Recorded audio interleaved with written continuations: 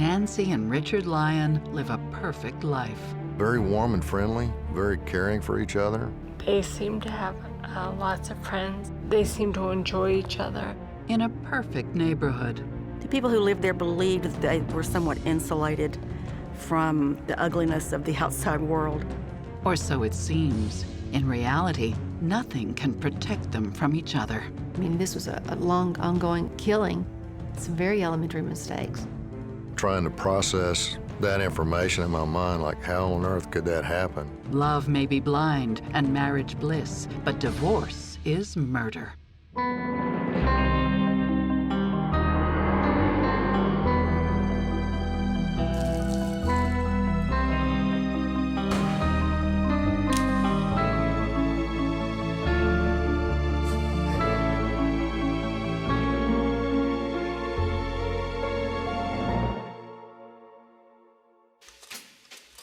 Nancy Dillard and Richard Lyon are going places. This perfect couple meets at Harvard in 1979, where Richard slowly wins the affections of his elegant, well-bred classmate. 3 years later, Richard and Nancy are married and living back in Nancy's hometown, Park Cities, a leafy, well-heeled community in the booming, oil-rich city of Dallas, Texas. As a local journalist, Glenda Vosberg got to know this neighborhood and its affluent occupants. People refer to the Park Cities as the bubble. The people who lived there believed that they were somewhat insulated from the ugliness of the outside world. As Nancy and Richard Lyon settle into the Park Cities life, they make a favorable impression on new neighbors and colleagues. He worked hard and he could be serious, but at the same time he would laugh with you and laugh about things, and he was very good with people, all kinds of people. We got to know Nancy real well, and she was just a sweetheart. I mean, just a really neat lady. Richard and Nancy are from two very different worlds. Nancy grew up in the toniest neighborhood in all of Texas, a world of debutantes, country clubs, big money, and even bigger egos. Her father, William Dillard, is a successful real estate developer, known around Dallas as Big Daddy, a testament to his influence and financial clout. Richard Lyon, on the other hand, hails from mundane, middle-class Connecticut. I had the impression that his upbringing was very different. Maybe it was culture shock for him at first. It was a lot different world than I think that he was used to.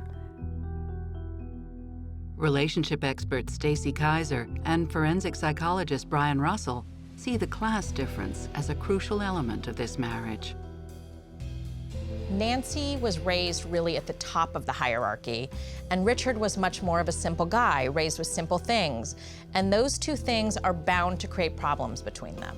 I think that in some ways he was probably particularly attractive to her precisely because he seemed to have a little bit looser approach to life. When people are raised differently, they have different expectations about what life will be like as adults and when they're married. And he could feel resentful that he's having all kinds of pressures that he never feels he signed up for. Despite Nancy's family money, the couple adopt a surprisingly frugal lifestyle. Very humble, not like a lot of people with old money that were snooty and seemed to be above everybody else. They had a house in Highland Park, but it was a duplex, very simple lifestyle. Richard drove an old '65 Mustang, and it was not a classic car. It was an old beat-up car that the floorboards were all rusted out. He had to put rubber floor mats in there to keep, water and mud from coming up on his suit legs. It was pretty funny, actually. This couple may be low-key, but their careers are on the up and up. Big Daddy finds them well-paid jobs in real estate.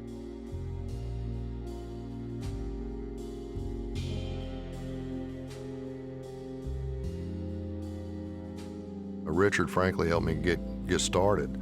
And the first project, one of my biggest concerns was cash flow. And so the first draw I turned in to him, the application for payment, he forgot to process it. And I was most upset. And I went into his office and sat down, and I was quite angry. And he reached in his coat pocket and pulled out a checkbook and wrote me a personal check. And I had never done business with anybody like that stood behind what they said. It really made an impression, a strong impression on me. After 7 years of marriage, the Lyons have 2 beautiful daughters, doted on by both mother and father. And this being Park Cities, they hire a nanny to look after them, Lynn Pease Woods. I thought it was a wonderful family to work for. When I first started working for them, I just thought that they were an average family. I didn't really know how much Oriental rugs or antique furniture cost or George Jensen silver. And I realized later that there must be some finances there. 1989. Everything is perfect, at least on the outside. But even for a modern couple like Richard and Nancy, class casts an ever-present shadow. I think Richard probably did have a hard time feeling accepted. Whether he was being accepted or not, I think feeling like you were accepted if you came from a different background. Being dropped down in the middle of the Park Cities when you're not used to that kind of life can be very intimidating and overwhelming. But it can also be a bit addictive once you get into the lifestyle. Whether it's the influence of Park Cities or the pressure of work, Lynn finds that Nancy's attitude is starting to change, for the worse.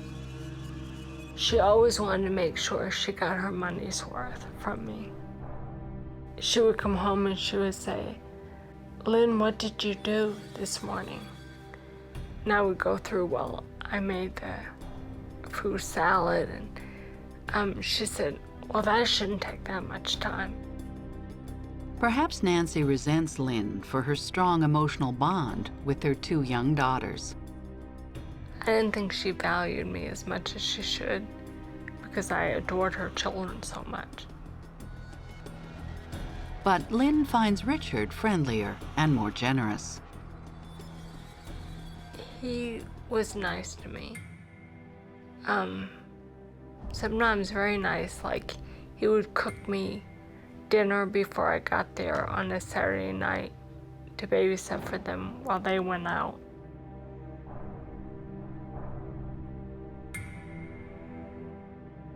There's also some friction within the marriage. Nancy insists that her husband keep up appearances and stay true to the spirit of posh Park Cities. Every morning, she picked out his suit and his tie because she liked him to look a certain way. She liked him to do things a certain way. Like he liked to mow the front yard. And she said, "Richard, you can't do that. We have a yard man to do that." She could be controlling. Women have this bad habit of wanting to be the fixers. We think that if we try enough things, if we smile enough, if we do what we think is right, we might be able to get the man to change. And I think Nancy lived that way almost every day.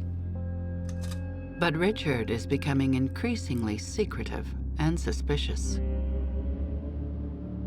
And we had a housekeeper come for the day, and she had cleaned out her closet.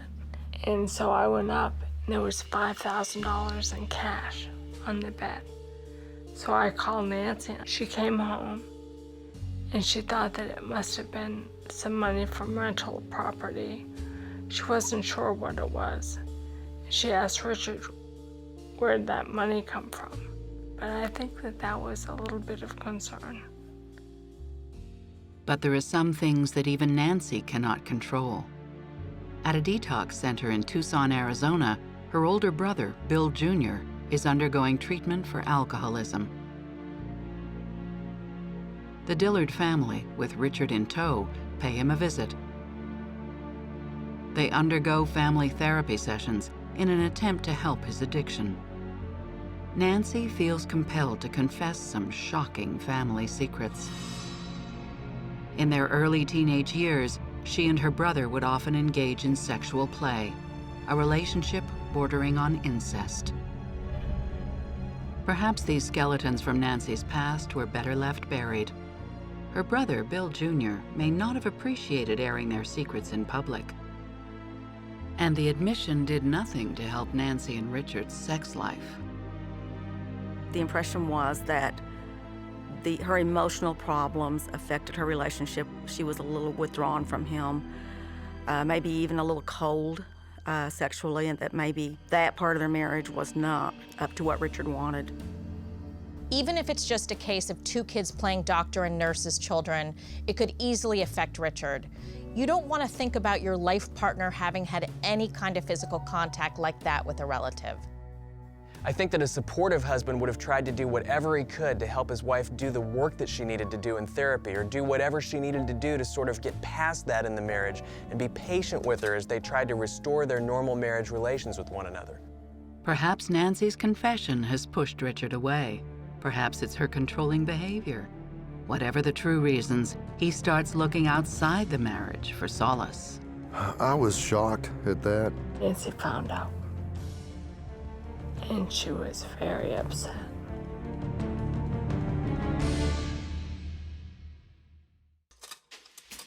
It all started so well for Nancy and Richard Lyon. Friends and family witnessed the happy marriage firsthand. They seemed to have lots of friends. They seemed to enjoy each other. Very warm and friendly, very caring for each other. Richard would pull her chair out for her to sit her down at the dinner table, you know. Very classy. I never saw them raise their voices to each other at all. Very respectful. I personally wasn't attracted to him at all. But I could see where Nancy would be. I think other women would be attracted to him. He was sensitive and kind. After Nancy's startling confession that she had been sexually intimate with her brother as a young teenager, Richard seeks the affections of a younger woman. A pretty, smart blonde contractor named Ann Gaisford. He just didn't strike me as that type at all, and we were working crazy hours. I don't know how he had time to have an affair, frankly. It really surprised me, shocked me, actually. Ann Gaisford finds a mentor and friend in Richard Lyon, and finally, a lover. A one-night stand turns into a fling, and the fling turns into an affair. But Richard is careless, and Nancy becomes suspicious. She called Richard once when he was on a business trip to New York. And it wasn't a business trip. He was at a hotel with a mistress. And Nancy found out. And she was very upset. And then she had sweatshirts delivered, 2 sweatshirts with Harvard on them. They weren't meant to be delivered to the house because Richard had ordered them for him and his mistress. As the torrid affair intensifies, Richard makes no real attempt to keep it a secret. I think it was devastating for Nancy that Richard was so open about the affair. She comes from a family where image is important. And here, not only is her husband cheating on her, but he's talking about it. Yeah, it would be horrible. At least if the spouse is trying to hide the infidelity, one could delude oneself into thinking that part of the reason is to try to spare them the hurt involved. But when the person is being open about it, there's an intentional infliction of harm involved in that. After 6 months of this humiliation, Nancy has had enough. She orders Richard to get out. Soon after Christmas 1989, Richard packs his bags and leaves his wife and 2 daughters. I left her crying every day. She was very sad about it. She wanted her marriage to work. As winter turns into spring, Nancy is left alone to deal with a new problem at their Shenandoah Avenue home. Apparently, there's an infestation of fire ants, a common pest in Texas, even in the posh suburbs of Park Cities. Nancy turns to Richard and asks for help. Perhaps the fire ants are simply an excuse to bring Richard back into the family home. If so, it doesn't work. As her husband openly continues the affair, his behavior becomes increasingly excessive. Richard is spending uncontrollably on cars, expensive restaurants, and gifts for Anne, including a $5,000 Cartier ring.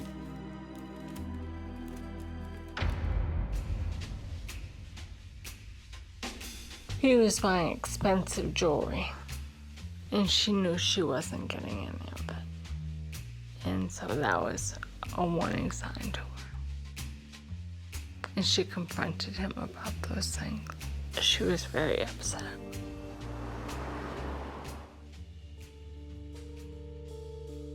As the marriage moves from one crisis to the next, Nancy's health starts to suffer. She's pale and drawn, and suffers from unexplained bouts of nausea. I thought that she was very thin. Other people were concerned about that. The pressure on Nancy is made worse by her involvement in a lawsuit with her former boss at Trammell Crow. She found evidence that he was misusing company funds and may be called to testify in this bitter legal dispute. Another stress that's starting to weigh her down. Nancy decides to deal with the thing that is making her most unhappy, her marriage. Nancy writes to her husband, telling him that enough is enough. The letter reads, "Over the last year, I have been willing to forgive and overlook your indifference, cruelty, and destructive criticism." Nancy asks for a clean break. Richard grants her wishes and files for divorce. Nancy requests sole custody of the children in addition to child support from Richard. At this point, Richard seems willing to accept the terms. Nancy also removes Richard as a beneficiary of her life insurance policy. Instead, she leaves the money to her 2 young daughters.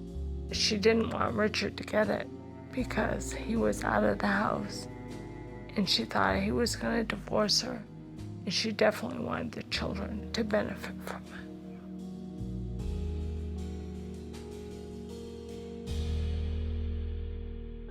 As the divorce proceedings get underway, there's an unmistakable sign that Richard is unwilling to let the marriage die.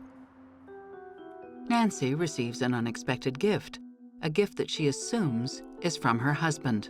She brought it in, there was a note to a very beautiful woman that I think so much of, or something like that.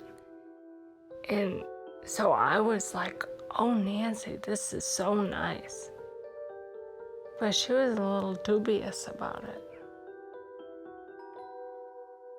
These small gestures of reconciliation seem to be working.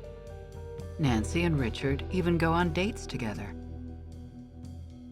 Nancy seems determined to repair the damage and start over. She didn't want to be a divorced woman. I think she was very success-oriented. And she wanted to live up to what her father would have expected of her, which would have been success in a marriage. I think Nancy is reluctant to end this marriage for a couple of reasons. First of all, she's invested a lot of time and energy in molding this man into the kind of man she wanted. And so to give up on that would be a defeat. I also think that she comes from a family where image is important and people tend to stay married. So she wants to keep that image up and she wants to keep the marriage going. While Nancy pours her energies into reconciliation with Richard, his presence does not seem to help her health, which continues to fail. So I went and took good care of the children for the weekend, and they went skiing. And they came home, and I said, "Did you have a nice time?" And Nancy said, "I was sick the whole time." Apparently, she was vomiting the whole time of the ski trip. No, she did not have a nice time. Still, as the year draws to a close, the prospects for saving this marriage grow brighter. Richard instructs his attorney to halt the divorce proceedings. He also promises to end the affair, lying to Anne that Nancy is suffering from a rare blood disease. That Christmas, Richard and Nancy even take a family vacation together. But 3 weeks later, the real reason for Nancy's sickness will be revealed. She was writhing in pain. I never could have imagined that that was Nancy.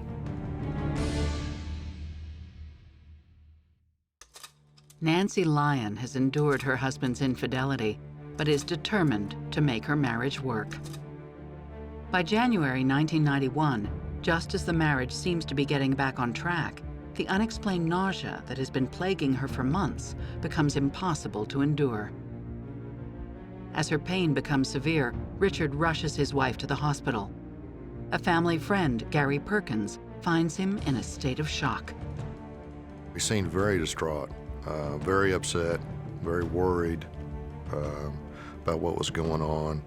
Did not seem himself at all. Dr. Ali Bagheri, then a resident at the Presbyterian Hospital in Dallas, is the first doctor to see Nancy. I first examined her, was in the emergency room that morning when I came on, and she was a lot of distress, and she was very sick. She was in a lot of pain, and she was having a lot of nausea, vomiting. The symptoms are typical of a severe stomach flu, but Dr. Bagheri believes she's suffering from something more serious. She was writhing in pain, and she kept asking, please help me, please help me. And she had a lot of abnormalities in her electrolytes, and she also, her liver enzymes were very, very sky high, very elevated. Dr. Bagheri orders a battery of tests, suspecting Nancy has ingested something toxic. I came out of her room, and her husband, Richard, arrived, and I talked to him outside the room. He introduced himself. And then I told him we had also sent some additional tests. And I said, well, this is checking for heavy metals, including like lead, mercury, and the minute I say arsenic, his pupils dilated. I mean, I was looking right in his face, and he look on his face, he goes, what makes you think about the heavy metals and arsenic and so on? Why are you checking for those things? I said, well, nothing. I mean, just checking those for the sake of completeness. Nancy's father, William Dillard, seeks out Dr. Bagheri with what he believes is some vital information. So he pulled me to the side. He goes, well, I didn't know if you knew this, but Nancy and Richard, they've been having some rough times in their marriage and marital problems, and they've actually been separated recently. Dillard tells the doctor about the bottle of wine given to Nancy 4 months earlier, which he believes made her sick. She took the bottle in and she drank some of that wine. And she later on became very ill, and she was throwing up. She had some nausea, vomiting, and so on. Suddenly, an unexplained illness may be turning into something far more sinister. Her condition was not getting better, and she was seen by multiple consultants. They were all seeing her, and everybody was puzzled. Lynn, the family nanny, is shocked when she sees Nancy's condition. I saw her, and I never could have imagined that that was Nancy. She was so bloated, and she was so sick, and it was very sad. By the next day, Nancy's organs begin to shut down. She sinks into a coma. Her condition had deteriorated, and they had to put her on an artificial life support and mechanical ventilation to maintain her oxygen level elevated. At this point, Richard and the Dillard family have a very tough decision to make, whether to take her off life support. My intern approached me, came to me and said, hey, everybody have decided to withdraw care on Nancy, and her husband came to me and they have discussed it all, and that was their decision. Something's not right. Dr. Bagheri decides to ask whether Nancy's parents agree with the decision. And I understand you all had made the decision to stop life support and turning off all the medications. And he said, no, who told you that? He had no knowledge of this. By then, I knew there was something, I had a very high level of suspicion, and I knew there was something fishy going on. Richard's request raises an immediate red flag for Dr. Bagari. He decides to alert the authorities of his suspicions. So I called the medical examiner's office, and I told him, listen, I have a patient here, and she's critically ill, and I suspect foul play. The family disagreement becomes moot as Nancy suffers total organ failure.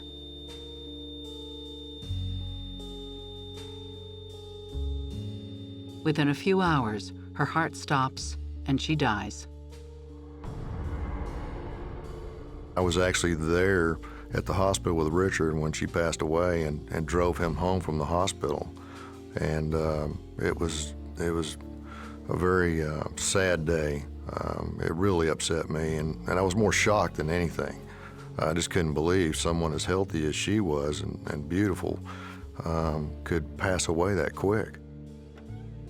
He was very distraught, very upset, didn't talk much.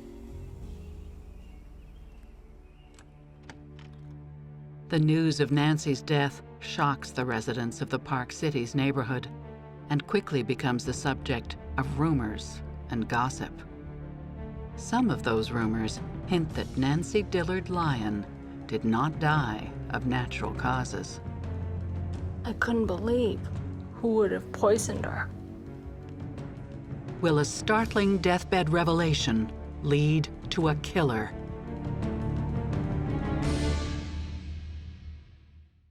Nancy Lyon, long-suffering wife, doting mother, and adored daughter of a high-profile Dallas family, is dead.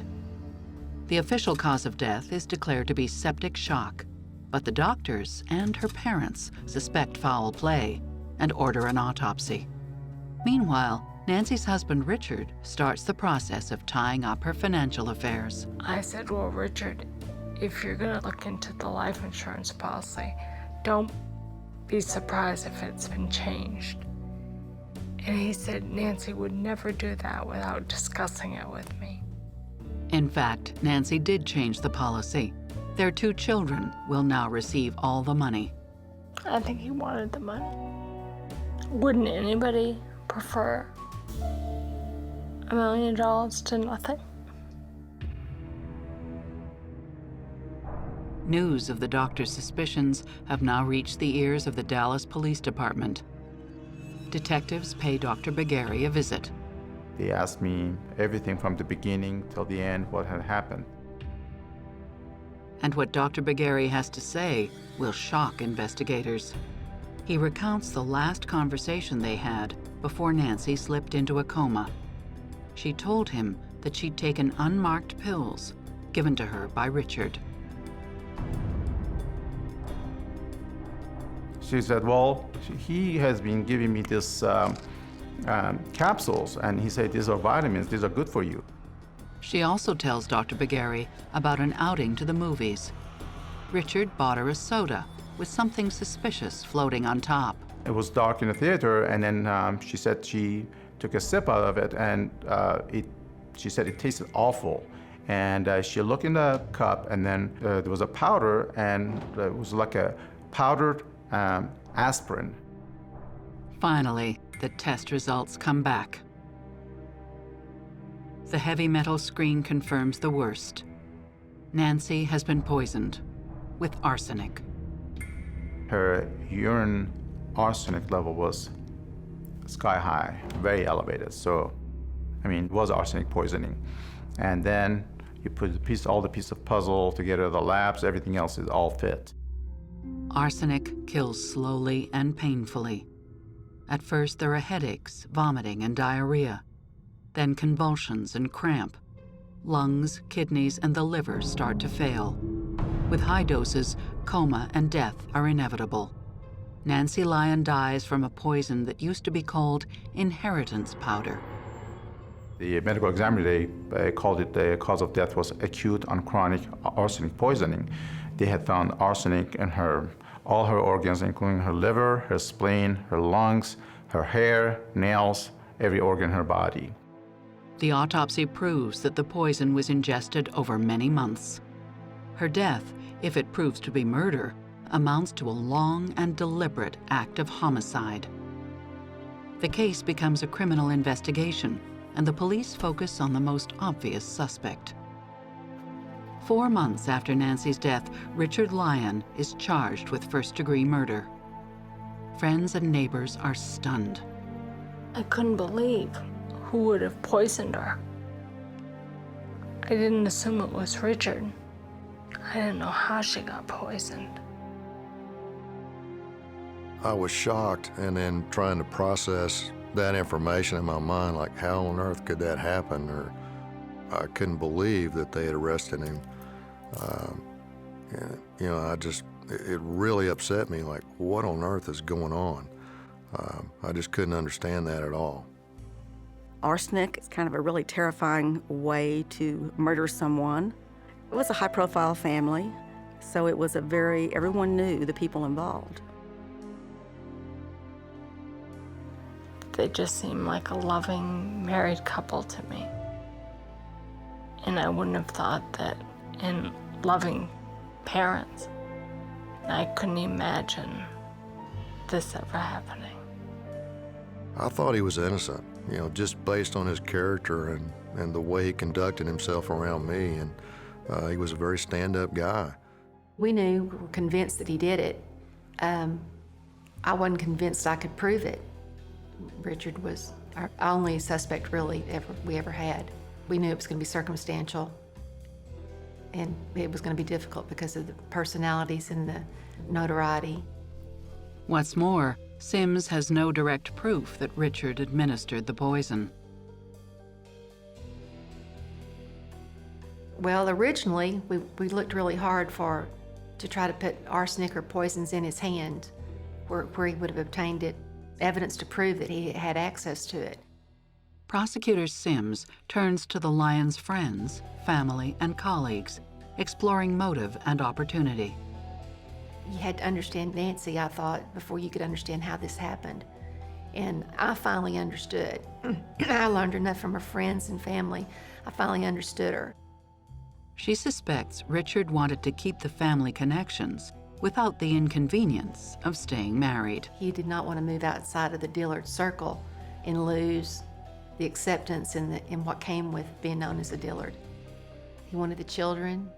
He wanted to be part of the Dillard clan, and he wanted to be a Dillard, and he wasn't going to be if she divorced him.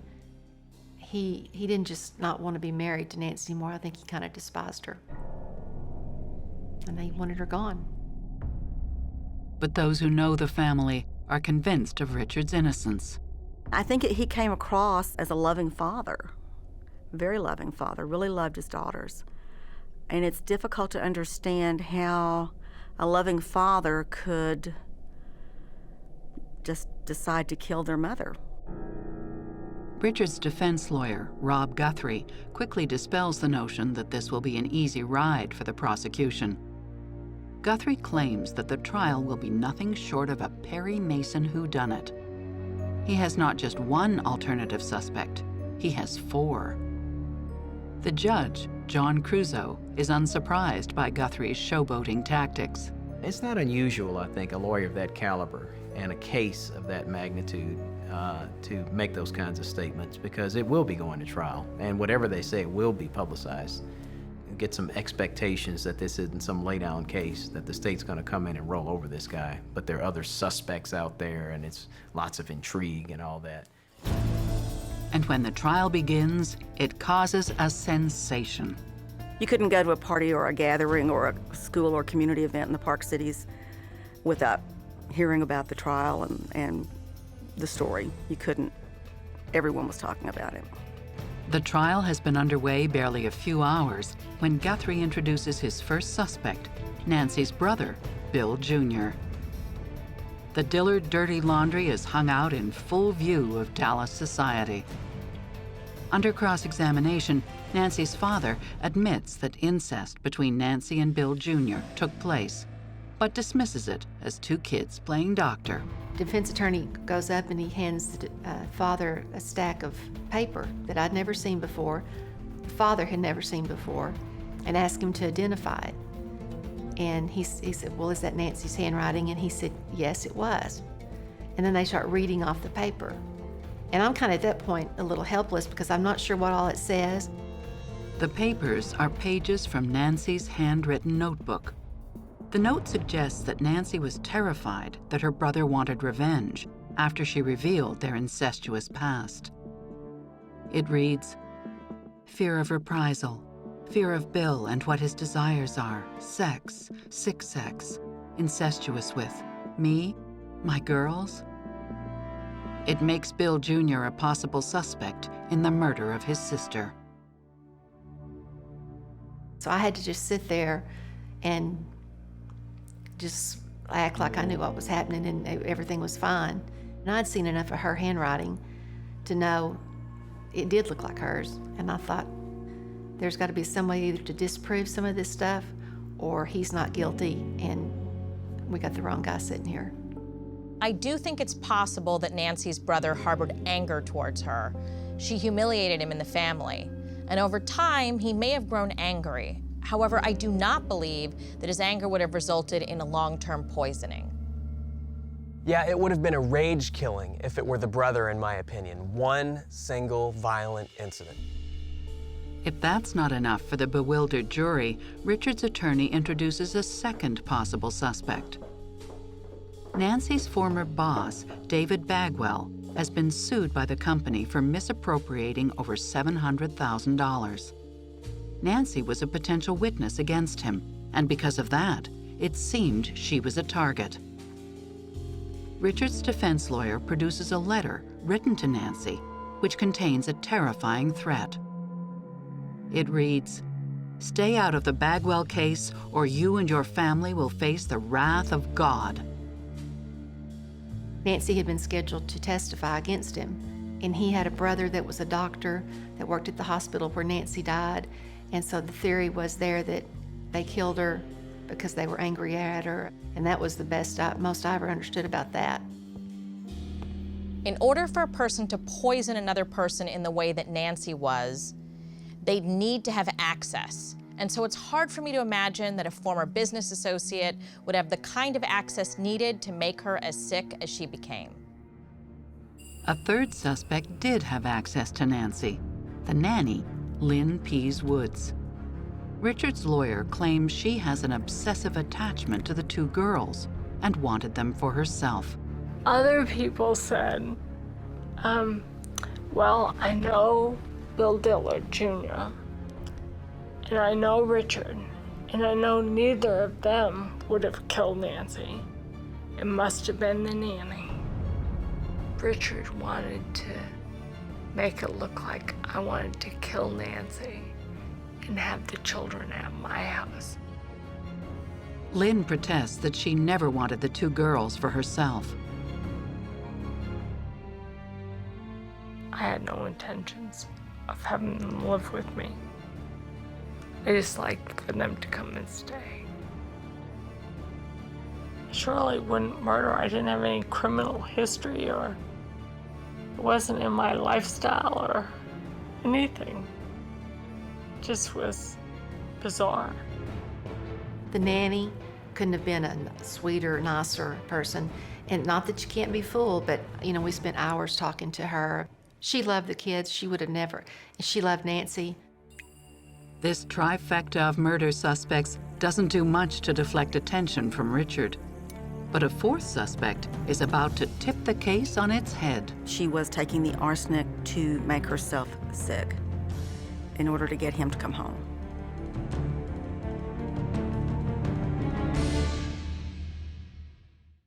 Richard Lyon stands accused of the murder of his wife, Nancy.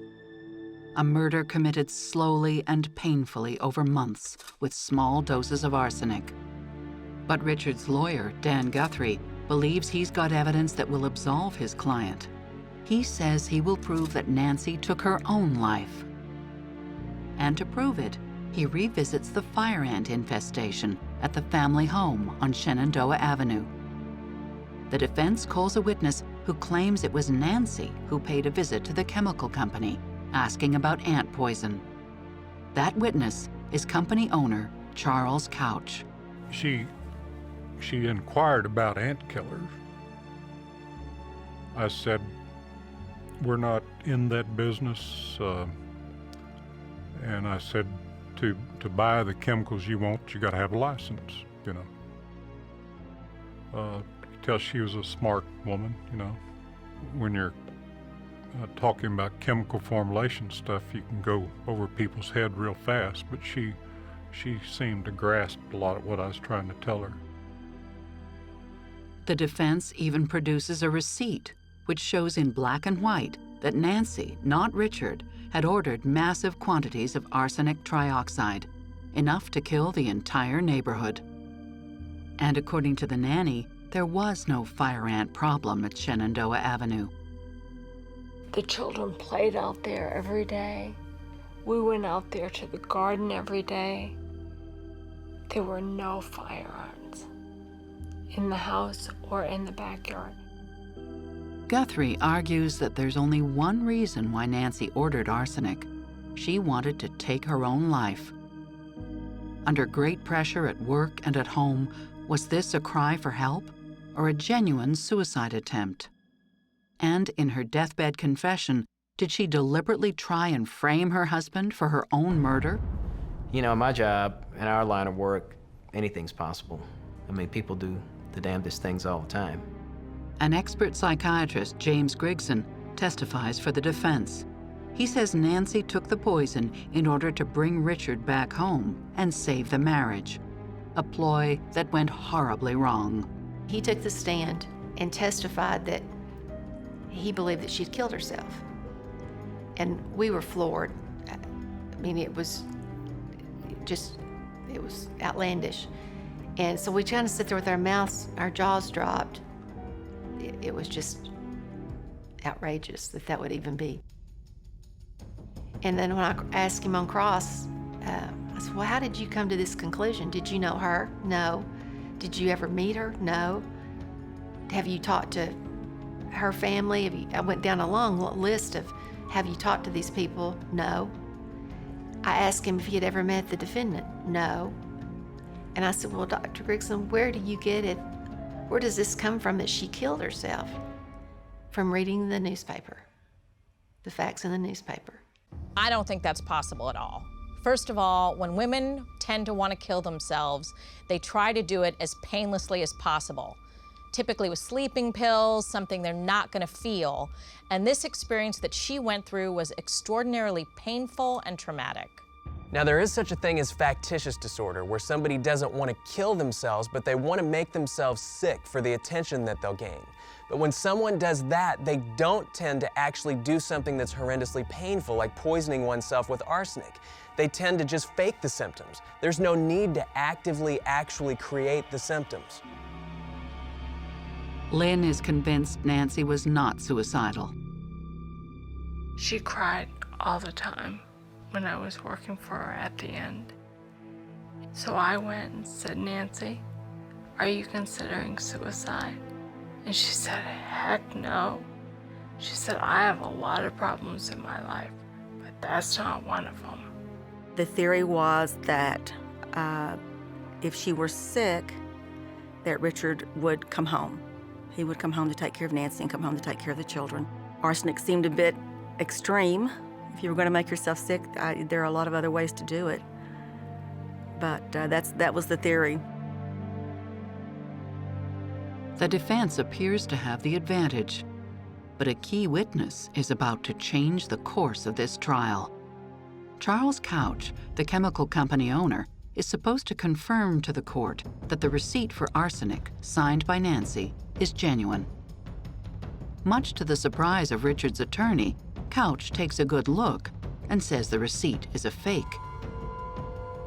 Well, it looked like it had been photoshopped, you know. Somebody had typed neatly, you know, and everything, and somebody came by and said, oh, we'll doctor this up, you know. It was kind of funny, you know. He said, I did not sell that arsenic. Those are not my receipts. And I recall his statement was that I have a beautiful handwriting, and I like my handwriting, or something to that effect. And so I write all my own receipts by hand. And this is a typed receipt. this is a fake. And once doubt is cast on one crucial piece of evidence, Richard's house of cards begins to topple. The incest note implicating Nancy's brother is also shown to be a forgery, and the suspicion surrounding Bill Jr. is entirely lifted. He went back and added in the incest part in his handwriting, but to look like Nancy's, to get that in front of the jury. As the trial went on, I started having doubts. I was there a couple of different times to listen to the trial and the way things were being conducted. And that's when I started questioning, what's going on here, and this certainly doesn't look good. Whatever momentum they might have built, it was taken out from under them because it looked like what they put on was just a lie. And at that point, it's probably difficult for a jury to believe the defendant or the lawyer. Indisputable evidence is mounting against Richard Lyon. The prosecution shows that Richard amassed a smorgasbord of potential poisons. Nancy's vitamin pills are analyzed and found to contain barium carbonate, a compound used in rat poison. Analysis of prescription drug capsules found in her bathroom cabinet reveals the presence of cyanide. There is also a paper trail. Richard used his own name to order the poisons and paid with personal checks. The first thing most people do would be to, you wipe your fingerprints off things, you clean up your tracks when you leave. I mean, this was a long, ongoing killing, and he made some very elementary mistakes. There were a lot of circumstantial evidence, but when you tally it up, it was pretty devastating. For somebody who is as intelligent as Richard, he was sloppy. He left a paper trail that ultimately led to his conviction. One of the things that we know about psychopaths is that they aren't necessarily intelligent. What they are is emotionally intelligent. They're really good at reading people and manipulating situations, but that doesn't mean that they're good at crossing their T's and dotting their I's when it comes to actually trying to kill someone. Well, I think that many people were fooled by Richard for a long time. So every time you hear a story of a murder or a shooting and the person's neighbor says, "Oh, he was such a nice guy, I'm so surprised," really all that shows is just how little they knew the person. It doesn't show that a really nice, wonderful person snapped. Despite moments of doubt and paranoia, Nancy did nothing to prevent her own murder. I think she couldn't really believe it herself, and if she told people, they would think that she was crazy. Just kind of an inability to accept it because it was so far out. I don't think most people really expect a loved one or someone that they've loved and had children with, or a family member to hurt them. And so I think that part of her believed it, part of her down in her knew it, and part of her didn't want to believe it, and part of her just said, "I'm not going to believe it." In the beginning of the trial, I was not convinced that he had killed Nancy. And I still am not sure that they proved it in trial. I think at the end of it, I came to the conclusion that, yeah, I guess he probably did it, but I'm not sure that the prosecution truly proved that he did it. The jury needs no more convincing. After a 3-week trial, they find Richard Lyon guilty of first-degree murder.